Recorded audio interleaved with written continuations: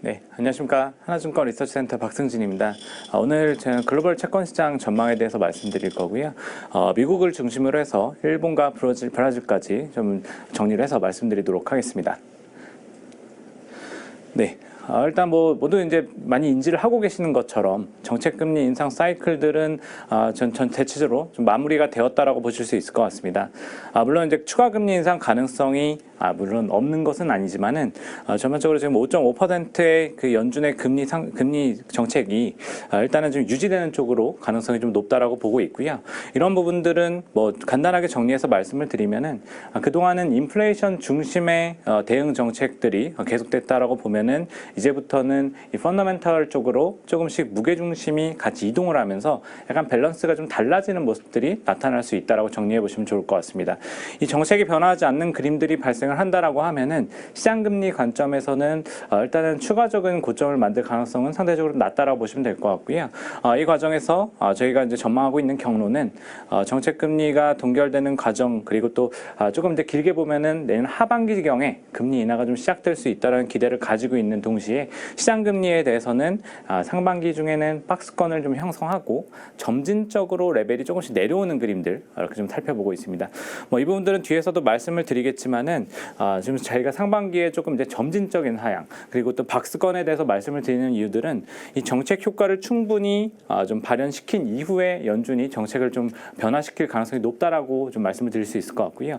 이 과정 자체가 좀 전제되지 않는다라고 하면은 아까 말씀드렸던 추가 금리 인상 가능성까지도 열어두면서 구두 개입을 통해 가지고 이 금리 레벨을 조정시킴으로써 이 경기의 영향력을 좀 더 높일 수 있게 좀 만들어낼 가능성이 있다라고 보시면 될 것 같습니다. 지금 저희가 어쨌든 말씀드리는 것처럼 일단은 3분기부터 조금 이제 그 6월 중순 내지는 7월에 있는 FMC를 통해서 금리 인상이 시작이 될 거라고 좀 보고 있고요. 총 인하 폭 자체는 그렇게 크진 않습니다. 계속 인지하시고 계신 것처럼 이 하이어 for longer 기조에 대한 스탠스들 그리고 또 이 뒤에 말씀드리겠지만 전과 달라진 물가 변수들이 자리를 하고 있기 때문에 시장 전체적으로 이 정책 금리 인하 속도 자체는 그렇게 크게 굉장히 좀 빠른 인하의 사이클로 진입하는 부분들까지는 기대하기 어렵다라고 좀 보시면 될 것 같고요. 추가적으로 2분기, 3분기를 통해 가지고 50pp 정도 금리 인하가 진행된 이후에는 연말까지는 조금 이제 정책 효과를 확인하는 시간들이 지금 나타나는 현상, 지금은 인상에 대한 효과를 바라보는 것처럼 그 연말에는 인하의 효과들을 한번 확인하면서 점적으로 다지면서 나가는 이런 그림들이 계속 될 수 있다라고 좀 보시면 좋을 것 같습니다. 네. 여기 보시면은 이제 그 연준의 지금까지의 행보들을 보실 수가 있습니다. 지금 이제 9월 FMC까지 있으면서 점도표는 이제 9월까지 좀 나와 있는 상황이고요. 그리고 지금 보시면은 지금 작년 3월부터 금리 인상이 시작된 이후에 인상이 어떤 경로를 가지고 올라왔는지 이렇게 좀 보실 수가 있을 것 같습니다. 이제 올해 하반기 들어서는 금리 인상이 이제 마무리가 되는 그림들이 좀 브레이크가 걸리는 모습들이 좀 나오고 있고 11월까지 동결이 연속으로 되면서 사실상 연말의 가능성 자체도 그렇게 높지는 않은 상황으로 좀 살펴보실 수가 있을 것 같고요.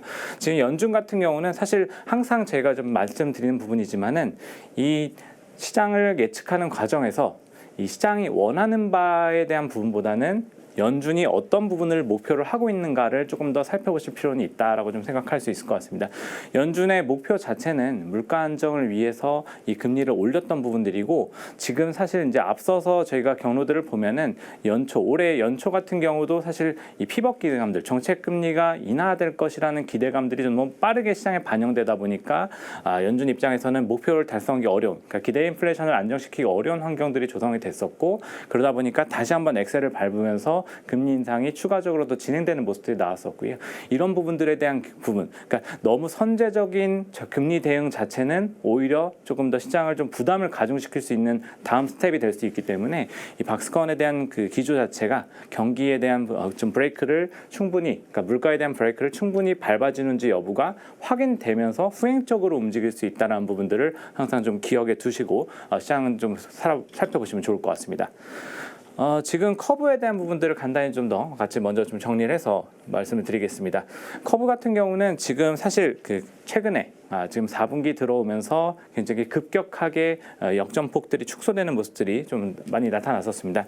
여기 보시는 것처럼 여기 지금 차트 같은 경우는 이제 10년, 2년 그리고 10년 미국 국채와 3개월 국채 스프레드를 좀 저희가 그려놓은 차트인데요. 여기 보시면은 정말 그 역대급 수준까지 역전폭이 확대되었다가 또 최근에는 빠르게 이게 좀 역전폭이 축소되는 그림들이 나오고 있습니다. 근데 과거 침체 시기들과 비교를 하면은 사실 이 부분들이 많이 크게 역전이 됐다가 스테이비 되면서, 그러니까 금리 역전폭이 축소가 되면서 이 스티프닝이 좀 나타나는 그 과정에서 경기 침체가 이제 나타났었는데 지금 같은 경우는 약간의 차이라고 하면은 이 베어 스티프닝, 그러니까 저희가 이제 말하는 금리 상승과 역전폭이 축소되는 그림들이 동반되고 있다라는 것들이 과거에 약간 이제 불스티프, 금리가 하락하면서 나타났던 역전폭 축소 현상들이랑은 조금은 좀 다른 부분으로 좀 보시면 될 것 같고요. 이거는 결과적으로는 이 정책에 대한 그 강제적인 이런 좀 영향 자체가 조금 더 지금 요번 국면에서는 더 강하게 영향을 미치고 있다. 이런 부분들을 좀 같이 살펴보시면 될 것 같습니다.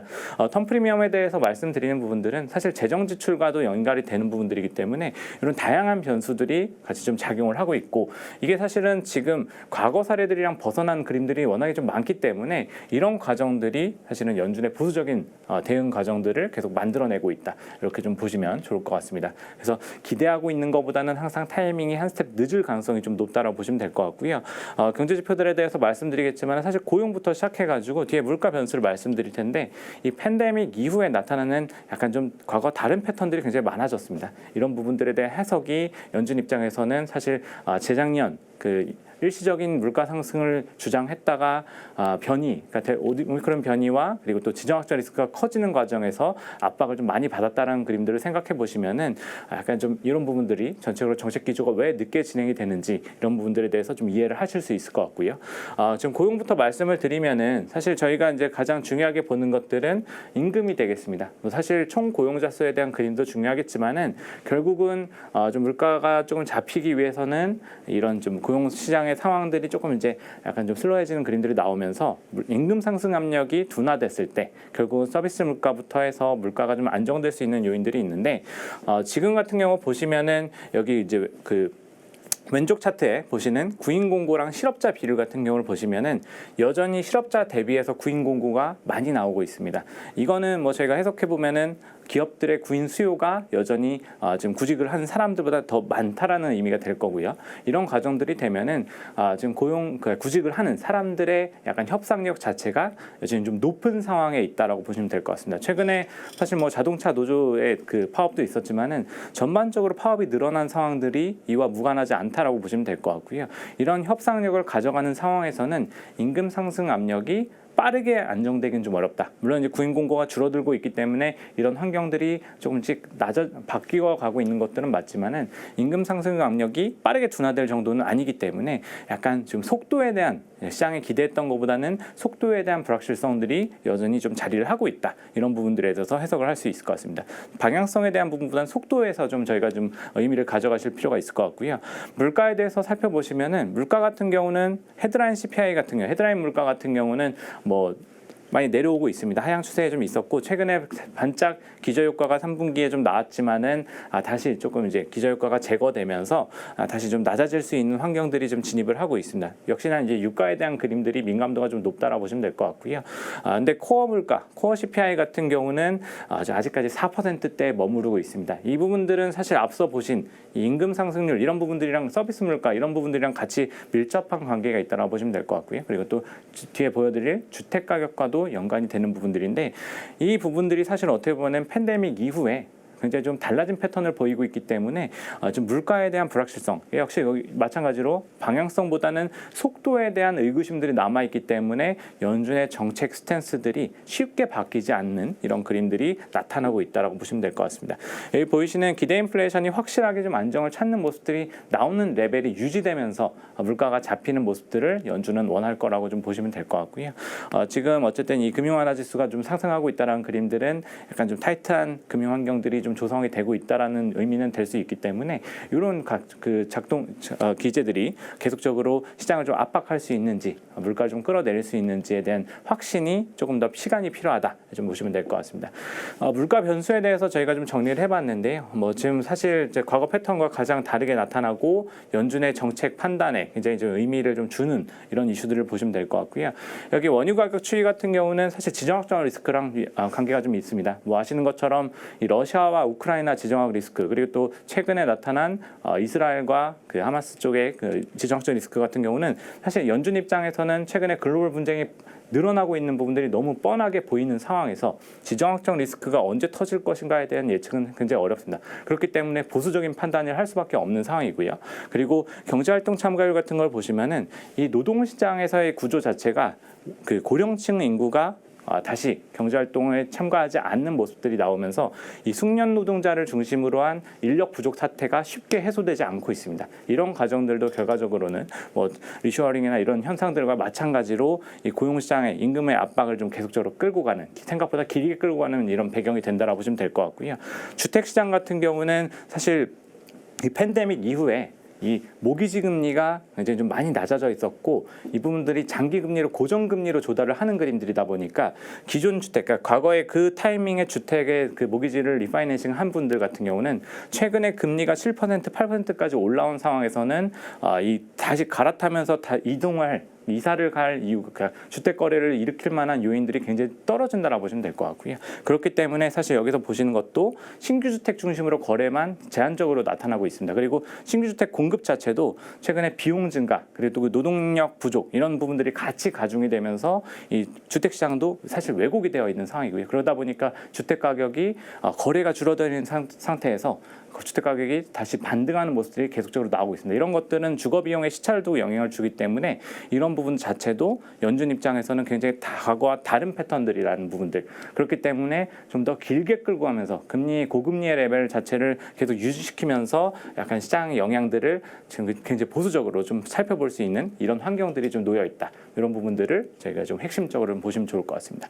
소비 같은 경우는 모멘텀이 계속 떨어질 수 있다라고 보시면 될 것 같고요. 그동안 재정 지출이 사실은 이제 팬데믹 국면에서 사상 유례 없는 수준까지 굉장히 좀 고공격적으로 좀 유입이 됐습니다. 이런 부분들이 사실은 이제 초과 저축으로 쭉 쌓여 있었는데 여기 보시면은 고소득층을 제외한 나머지 가계에서는 이 초과 저축 부분들이 다 소진이 된 상태고요. 이 의미 자체는 구매력이 떨어지고 있다라는 시그널로 보시면 되고 이 과정에서 지금 이제 가지고 있던 돈이 다 떨어졌다라고 하면은 결국은 새로 돈을 차입해서 소비를 하는 부분들은 지금 높아져 있는 금리 레벨의 영향을 받기 때문에 자연스럽게 긴축의 영향이 조금씩 더 강한 압박이 좀 커질 거다. 이런 부분들에 통해서는 조금 이제 차별화되는 펀더멘털 퀄리티가 낮아지는 모습으로 저희가 좀 보실 수 있을 것 같고요. 재정 지출에 관한 부분들은 사실 대선에 대한 이슈들 뭐 이런 거랑 같이 연결해서 보실 수가 있는데 사실 올해 8월에 피치가 신용등급 강등을 했던 미국의 신용등급을 AA 플러스로 낮췄던 이유 뭐 이런 부분들도 결국은 재정에 대한 그 약간 신뢰가 좀 떨어졌다. 그리고 정치권에서의 노이즈들이 계속 나온다. 이런 부분들을 가지고 얘기를 했었고요.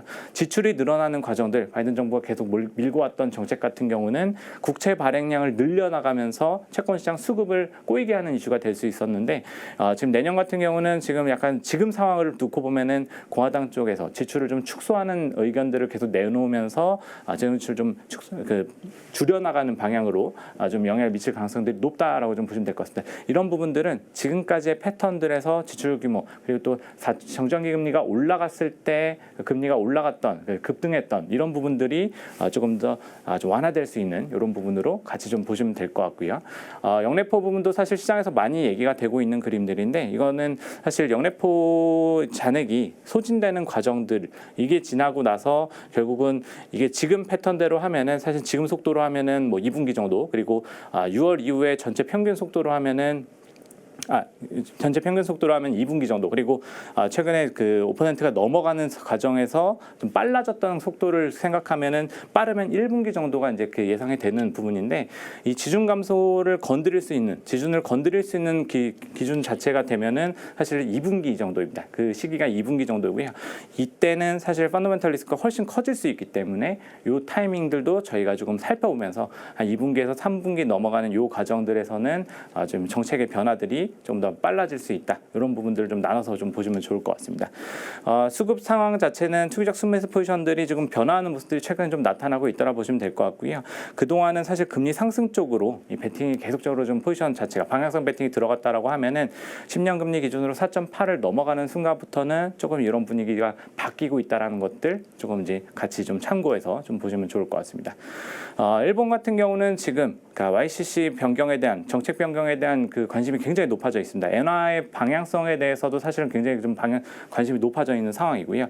이 그림들은 사실 일본 경기야 경제의 특징을 생각하시면은 지금 굉장히 일본이 보수적으로 정책 당국이 정책을 펼치고 있는 부분들을 저희가 이해할 수가 있는 상황입니다. 아베노믹스부터 하면은 사실 이 통화 정책이 항상 메인이었고 통화 정책을 가지고 서비스업부터 경기가 좋아지고 수출 경쟁력이 높아지면서 완화적인 정책 기조가 경제에 계속적으로 좀 뿌리를 내리는 이런 부분들이 나타나는 상황이고요.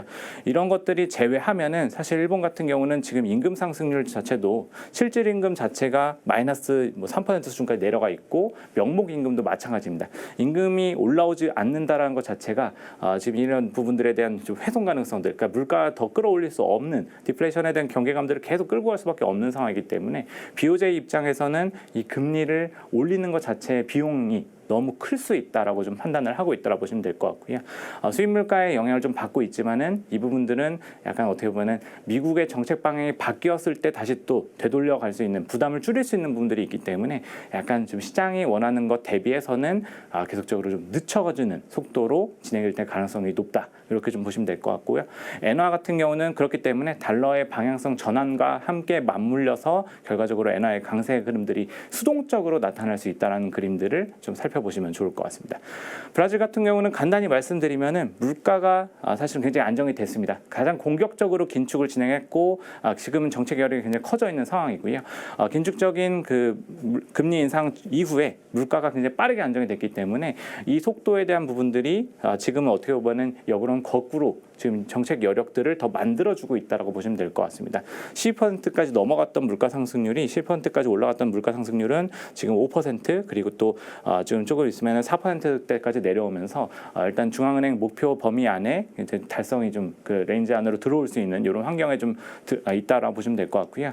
이런 과정에서 내년에 9%까지 지금 12%대 그 정책 금리가 9%까지 충분히 이완화될 수 있다. 뭐 이런 여력을 가지고 있다라고 보시면 될 것 같습니다. 그렇기 때문에 환율 같은 경우는 재정에 대한 불안감들이 약간 가지고 있고 대중 무역에 의한 약간 좀 일시적 강세 요인들이 조금 더 작용을 하고 있기 때문에 그리고 또 원화에 대한 방향성까지 고려하면은 사실 환율에 대해서는 박스권을 좀 말씀드릴 수 있겠지만은 전체적으로 금리에 대한 모멘텀 자체는 추가적으로 브라질 같은 경우 국채 포지션들에서 좀 가져갈 수 있는 이런 그림으로 좀 보시면 좋을 것 같습니다.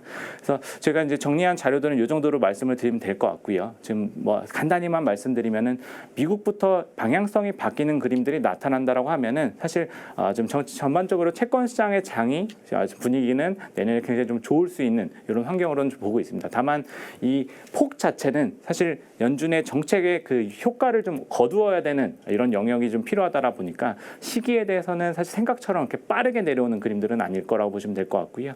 시간이 걸리면서 정책 효과를 충분히 확인하면서 저희가 조금 후행적으로 움직이는 그림들을 항상 염두에 두시고서 시장 대응을 하실 필요가 있을 것 같습니다. 예, 오늘 자료 준비한 자료는 이 정도 말씀드리고요. 지금까지 경청해 주셔서 감사합니다.